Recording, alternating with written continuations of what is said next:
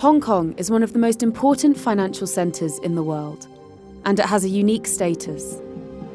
It's a city in China, but it's not entirely Chinese.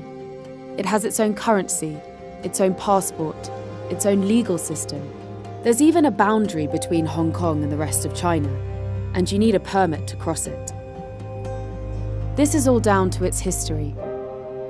In 1842, Hong Kong was ceded by the Chinese to the British after the First Opium War. But in 1997, Britain gave it back to China. Hong Kong people are to run Hong Kong. With one important condition. For 50 years, Hong Kong was to be governed under what is known as one country, two systems. The chief executive, who runs Hong Kong, would be appointed by a pro-Chinese committee. But the city was guaranteed a high degree of autonomy, with its own government, legal system, and economic independence until 2047. Over the past decade, those rights have been eroded. China's grip has got ever tighter. In 2012, the government tried to install a patriotic pro-Chinese education system. Then, 5 Hong Kong booksellers who sold material banned in mainland China disappeared. In 2016, pro-democracy opposition leaders were thrown out of Hong Kong's parliament for insulting China when swearing their oaths. And then in February this year, the government introduced a bill which would have allowed extradition to the mainland.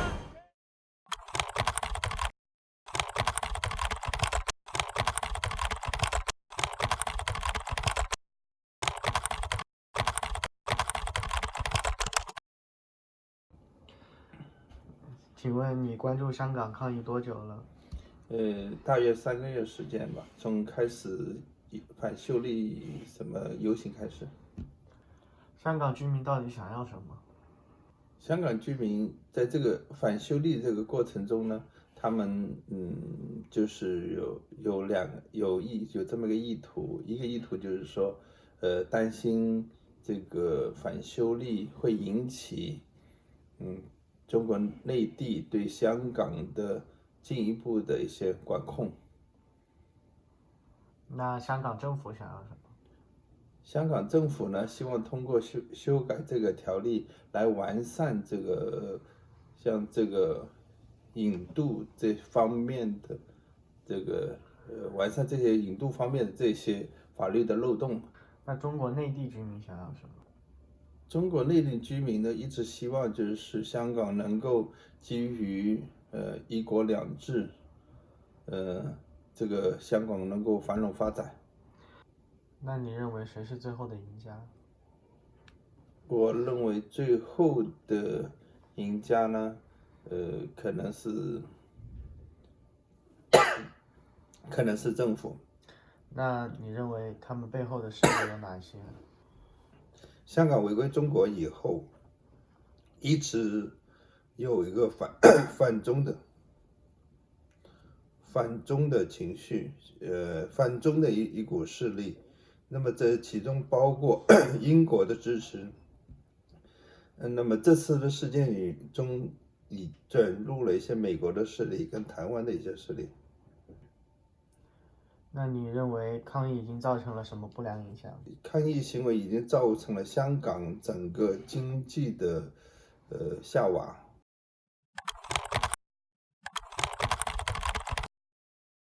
So what do you want from the protest? Some people may think that the underlying causes for the protest is because of the housing problems or some livelihood issues in Hong Kong. But for me, I think the reason why people are protesting is to fight for the democracy in Hong Kong. So did you ever get involved in any of the protests? Yeah, back in June to August, and I was still in Hong Kong at that time, so I did participate in the protest. And some people may think that the violence has been escalating in recent months. There are some reasons behind their violence behavior.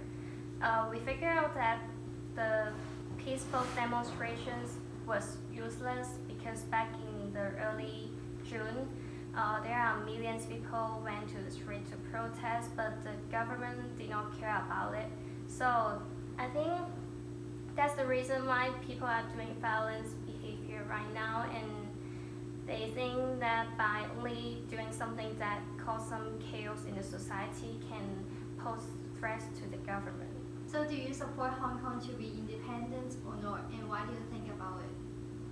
Personally, I support Hong Kong to be independent because, after 2047, that Hong Kong will be fully controlled by the China government due to the end of the one country, two systems, and no one knows what will happen at that time.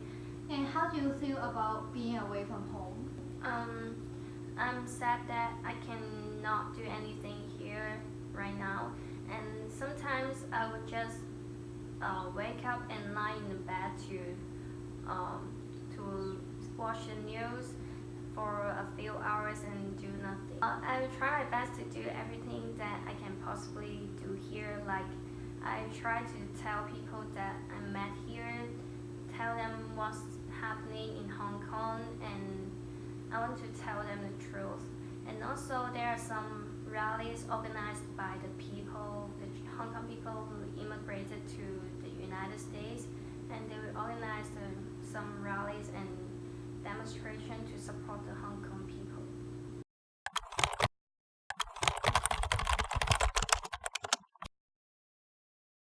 How long have you been in the Communist Youth League, and what are your thoughts on it?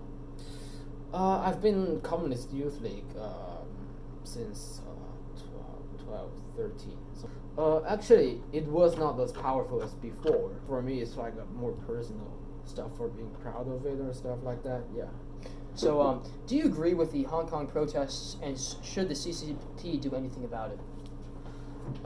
I don't agree with the Hong Kong protest because it starts with like the one of the cases that happened in Taiwan. Actually, it should be a case to be judged so by the Chinese mainland government, right? Because theoretically it's the territory of China. So it should be their decision? Yeah, it should be their decision for like what to do with that criminal. Yeah, okay, I see what you mean. Yeah, so I'm not agree with that, but I don't think China central government should or CCP should involve this case because according to the basic law, it's not they can't do that except probably just secure the border between the mainland and the special district. And do you think that that if China got involved and changed their economic system in Hong Kong, it would like mess up with a lot of business and businesses from America and other foreign assets? There would be effect, but actually, I think it would be a really quick shift after this if they really involved and which may violate the basic law.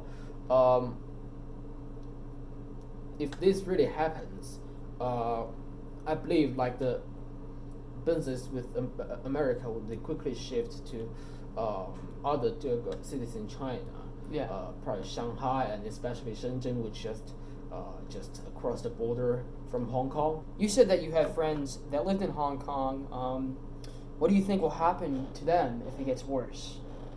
I not only have friends in Hong Kong, my cousins. Okay. 2 of them and one of my uncle. Oh wow. Is Hong Kong citizen. He's retired, so what affects him is probably just being really inconvenient on the streets and stuff. Yeah. I mean, for like the extradition law, if it pass or pass not, it doesn't really affect them because, they are basically not criminals. Yeah.